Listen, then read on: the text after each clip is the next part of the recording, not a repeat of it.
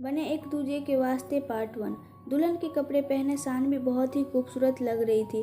गोरा रंग, बड़ी बड़ी आंखें, गुलाबी ओठ, मासूमियत ऐसी कि जो देखे वो देखता ही रह जाए। आज ही उसकी शादी हुई थी शहर के सबसे बड़े बिजनेसमैन वंश मल्होत्रा से, पर सानवी के चेहरे पर कोई भी खुशी का भाव नहीं था। वंश मल्होत्रा एक बहुत ही सुंदर 30 साल का था। वो इतना स्मार्ट था कि लड़के उसकी खूबसूरत बॉडी और लुक को देखकर जलते थे। तो कई लोग अक्सर वंश से ये बोलते थे कि आपको तो मूवी में काम करना चाहिए, कहाँ आप इस लाइन में आ गए। वंश अपने सख्त मिजाज के लिए जाना जाता था। कोई भी उससे नज़रें मिलाने की कोशिश नहीं करता था। अगर कोई उसके रास्ते में आता तो वंश उसे बर्बाद करके रख देता था। वंश उसको अपने घर ले आया जहाँ कोई उसके स्वागत के लिए नहीं था। वंश ने सानवी से कहा, उम्मीद है कि तुमको अपना कॉन्ट्रैक्ट याद होगा। मुझसे किसी भी तरह की कोई भी उम्मीद मत रखना। ये शादी हम दोनों की मर्जी से हुई है। तुम्हें जो चाहिए होगा वो सब तुमको मिलेगा। बस मेरी ख्वाहिश कभी मत करना। हम बस 4 साल के लिए पति पत्नी हैं। इसके बाद तुम अपने रास्ते, मैं अपने रास्ते। मेरी निजी ज़िंदगी में कोई दखल मत देना। अगर तुम चाहो तो अपने बॉयफ्रेंड के साथ संपर्क में रह सकती हो, मुझे उससे कोई दिक्कत नहीं है। हाँ, लेकिन इस बात का पता किसी को नहीं लगना चाहिए। मेरा कोई बॉयफ्रेंड नहीं है, आप निश्चिंत रहे। मैं आपसे किसी भी तरह की कोई उम्मीद नहीं रखूंगी, सानवी ने वंश से कहा और वंश से पूछा कि उसका कमरा कहाँ है। वंश ने उसे कमरे का रास्ता दिखा दिया और अपने रूम में आराम करने के लिए चला गया। सानवी अपने कमरे में गई और उसने चारों तरफ नज़र डाली। कमरा बहुत ही अच्छी तरह से तैयार किया गया था, सादगी से भरा, बिल्कुल वैसा ही जैसा उसे पसंद था। उसने कमरे के बाहर देखा जहाँ बड़ा सा आंगन था जिसमें खूब सारे फूल लगे थे जो बहुत ही खूबसूरत लग रहे थे। उस आंगन में एक झूला भी था जो आंगन के बीचों बीच था। ये सब देखकर सानवी बहुत खुश हुई। वह अपने कपड़ों को बदलकर आंगन में चली गई और झूले पर बैठकर तारों से भरे आसमान के तरफ देखने लगी और सोचने लगी कि वो पहले किस तरह से हमेशा खुश रहा करती थी। उसके कुछ सपने थे जिसको वो पूरा करना चाहती थी, लेकिन कैसे उसकी ज़िंदगी उस घटना के बाद एकदम बदल गई और उसे इस समझौते की शादी करनी पड़ी। अपनी बीती बातों को याद करते हुए उसकी आंखों से आंसू निकल पड़े। वो एकटक चांद को देखती रही और बीती बातों को याद करते करते वो वहीं उस झूले पर सो गई। सुबह हो गई। वंश अपने ऑफिस जाने के लिए तैयार हो चुका था। वह जाते समय जब आंगन के सामने से गुजरा तो उसने सोती हुई सानवी को देखा। वो सोती हुई बेहद खूबसूरत लग रही थी। वंश उसे देखता ही रह गया। तब उसे याद आया कि उसकी तो शादी हो गई है। अगर वो उसे ना देखता तो वो तो भूल ही गया था कि उसकी शादी हो चुकी है। उसने अपने बढ़ते कदमों को रोक लिया और अपने ऑफिस के लिए निकल गया। जब सानवी उठी तो उसने देखा कि वो काफ़ी देर तक सोती रह गई थी। वो फ्रेश होकर किचन में गई और अपने लिए नाश्ता बनाया और नाश्ता करने के बाद वो अपने रूम में चली गई। पूरा दिन आज उसका फूलों की देखभाल करने और घर की साफ सफाई करने में बीत गया। देखते देखते रात हो गई। वो खाना बना के वंश का इंतजार करने लगी। लगभग 2 घंटे के बाद दरवाजे की खुलने की आवाज़ आई। सानवी दरवाजे की तरफ बढ़ी पर हंसने की आवाज़ सुनकर वह रुक गई। तभी वंश सामने दिखा और उसके साथ थी एक लड़की जिसकी कमर को वंश एक हाथ से पकड़ रखा था। वो लड़की बेहद ही खूबसूरत थी। वो किसी अप्सरा जैसी लग रही थी। वो रिया थी, वंश की पर्सनल सेक्रेटरी। वैसे तो वो खूबसूरत थी लेकिन बहुत ही घमंडी थी, और हो भी क्यों ना, आखिर जिस वंश पर कितनी ही लड़कियां फिदा थी वो उसे चाहता था।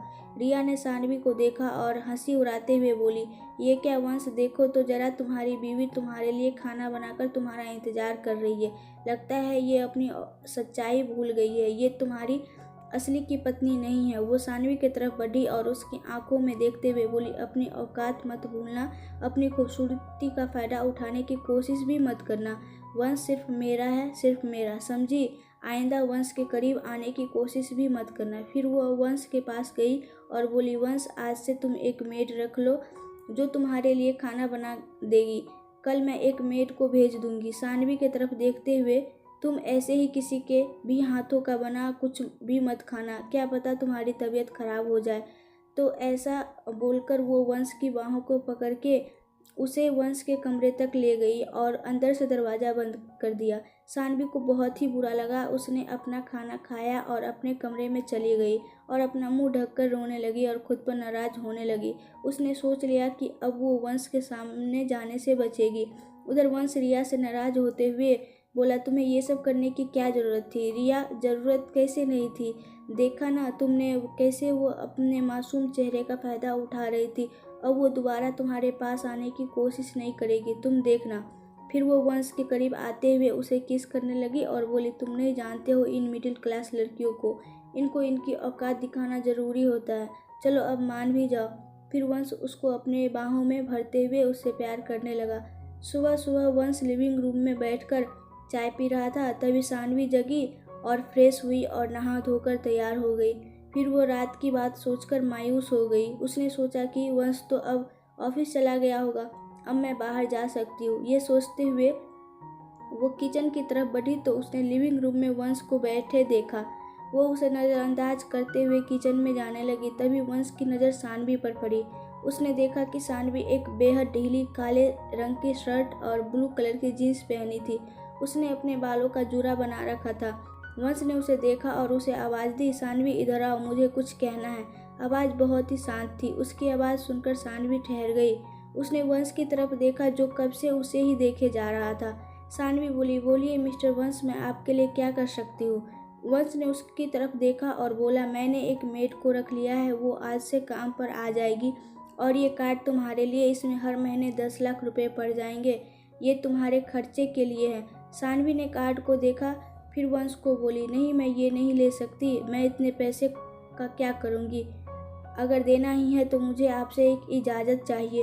वंश बीच में ही सानवी की बात को काटते हुए बोला, मैंने पहले ही बोल दिया है कि तुम आज़ाद हो, जो चाहे वो करो, तुम्हें किसी भी तरह की इजाज़त मांगने की ज़रूरत नहीं है और ये कार्ड तुम्हारा है। जब तक तुम मेरी बीवी हो तब तक ये पैसे तुम्हारे हैं। वंश ये बोलकर उठ खड़ा हुआ ऑफिस जाने के लिए। तब तक सानवी ने बोला, लेकिन मैं अभी सानवी ने कहा ही था कि वंश ने उसे नाराज़गी से देखते हुए कहा, मुझे एक ही बात बार बार बोलने की आदत नहीं है। और ये बोलते हुए वो सीधा अपने ऑफिस के लिए निकल गया।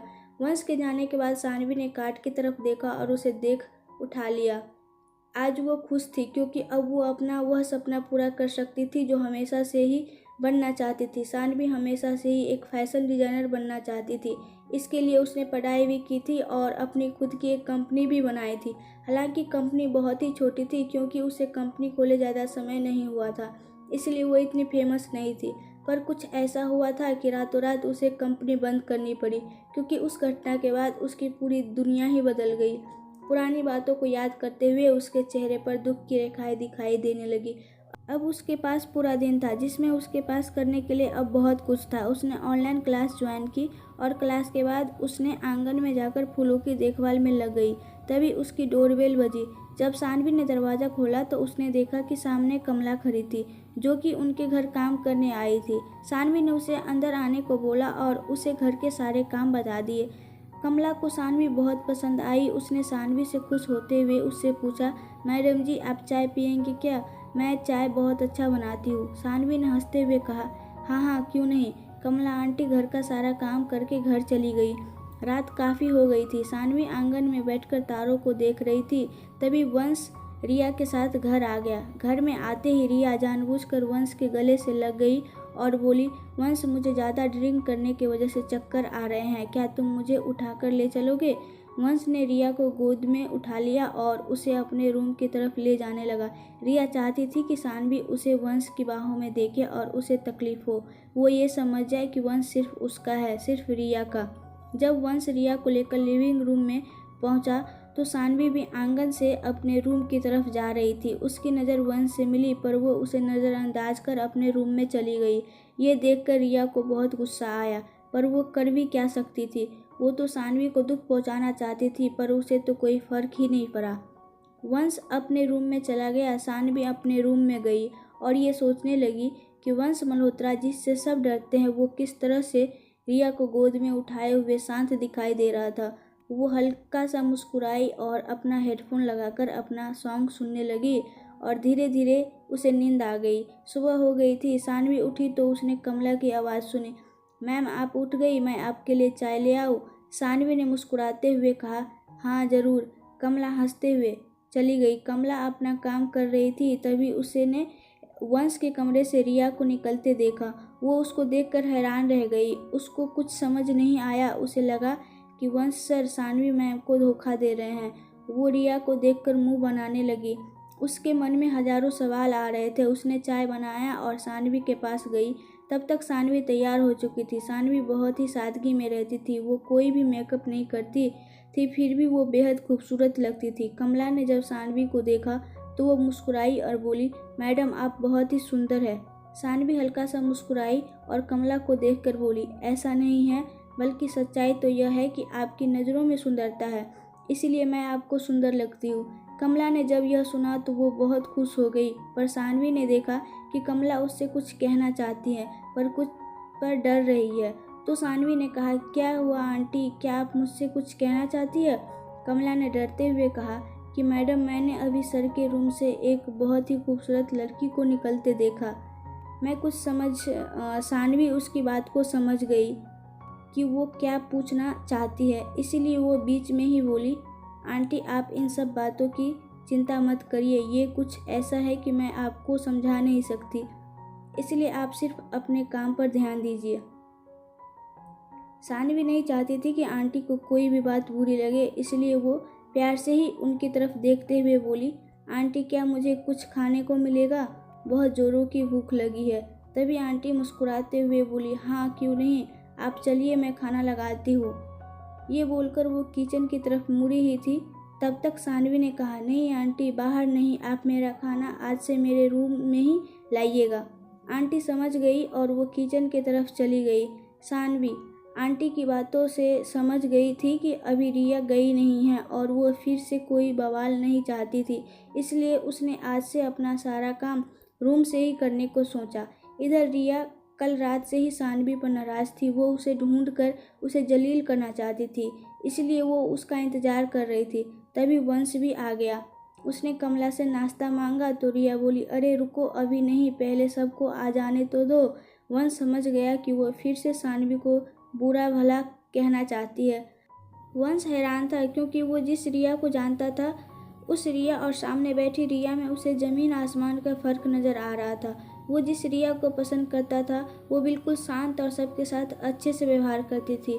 वो तब तक किसी से उलझती नहीं थी जब तक उसे सामने से कोई परेशान ना करे। लेकिन जो सामने बैठी रिया थी वो तो जानबूझकर बार बार सानवी से लड़ने के बहाने ढूंढ रही थी। उसने रिया को देखा और नाराज़ होते हुए बोला, मुझे ऑफिस जल्दी जाना है, आज हमारी मीटिंग है, क्या तुम्हें याद नहीं?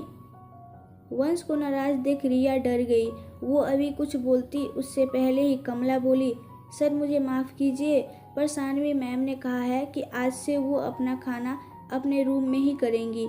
ये सुनकर रिया को गुस्सा आया। अब तो उसे कोई मौका ही नहीं मिलेगा उसकी बेइज्जती करने का। जब वंश ने ये सुना तो उसे बुरा लगा और वो समझ गया कि सानवी ऐसा क्यों कर रही है। वो बहुत ही ज़्यादा नाराज़ हो गया और रिया को घूरते हुए बोला, मैं ऑफिस जा रहा हूँ, और वो बिना रिया का इंतज़ार किए ऑफिस के लिए निकल गया। रिया वंश के पीछे भागी और मन में बोली, सानवी ये सब तुम्हारी वजह से हो रहा है, इसका बदला तो मैं तुमसे लेकर रहूँगी। अब से सानवी सिर्फ अपने काम में लगी रहती। वो पढ़ाई करती और जब समय मिलता तो वो आंगन में जाकर फूलों पर ध्यान देने लगती। वो शाम होने के बाद अपने रूम से बाहर नहीं निकलती थी। रिया जब सानवी को नहीं देख पाती थी तो वो नाराज़ हो जाती थी। वो सानवी को जलाने के लिए जानबूझकर लिविंग रूम में बैठकर वंश से बात करते हुए ज़ोर ज़ोर से हंसती, ताकि जब सानवी उसकी हंसी सुने तो उसको जलन हो। लेकिन सानवी उसकी इस हरकत को समझ गई थी, इसलिए वो अपने हेडफोन को लगाकर अपना काम करती रहती। सच तो यह था कि रिया सानवी से जलती थी। उसे ये बर्दाश्त नहीं होता था। उसे वंश की वाइफ होना चाहिए था, ये सब उसका होना चाहिए था। वंश की प्रॉपर्टी, वंश का पैसा, वंश सब कुछ उसका होना चाहिए था। लेकिन उसकी कुंडली की वजह से वो वंश की पहली पत्नी नहीं बन सकती थी, इसलिए उसे ये सब मंजूर करना पड़ा था। रिया ने ये सब पाने के लिए बहुत पापड़ बेले थे। वंश के करीब जाने के लिए उसे अपने आप को चालाक लोमड़ी से एक प्यारे से खरगोश में बदलना पड़ा था।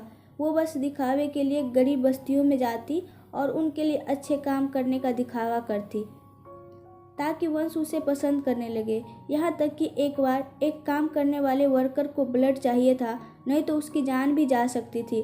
तब उसने बस वंश को इम्प्रेस करने के लिए अपना ब्लड भी दान कर दी थी। यही सब वजह थी जिसके वजह से वंश उसे पसंद करने लगा था देखते ही देखते महीना बीत गया। रोज ऐसा ही चलता रहा। अब वंश को भी न जाने क्यों सानवी को देखने का मन करने लगा था। अगर आपको इस कहानी का आगे का पार्ट देखना है तो कमेंट में बताएं और प्लीज़ आप लोग मेरे चैनल को सब्सक्राइब कर दो। Thank you.